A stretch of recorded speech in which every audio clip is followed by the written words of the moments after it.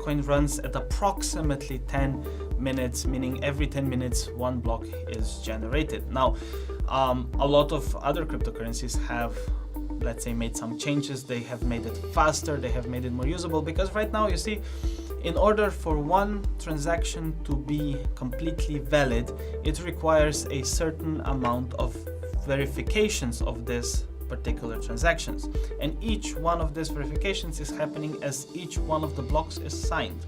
Now, if we need 6 confirmations for a Bitcoin transaction to be valid, and we know that each one of them takes roughly 10 minutes, this means that we need at least 1 hour for one transaction to be considered completely valid.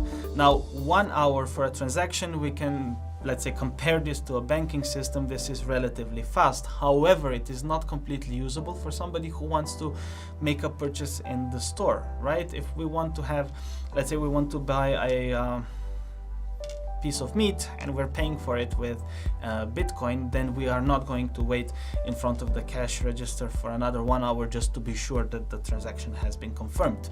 Some cryptos have overcome this problem with making blockchain run a lot faster. Some of them are running at 1 minute, at 10 seconds, maybe even faster.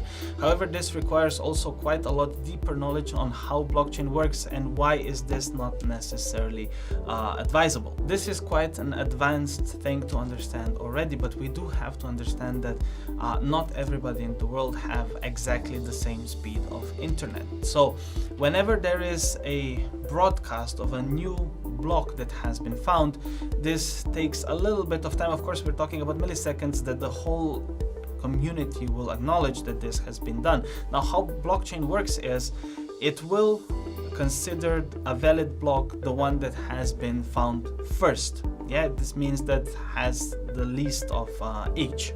Yeah, so there is, of course, a chance that 2 people at the same time will find the next block or sign the next block, however you want to call it, and the blockchain is going to consider valid the one that has been found first.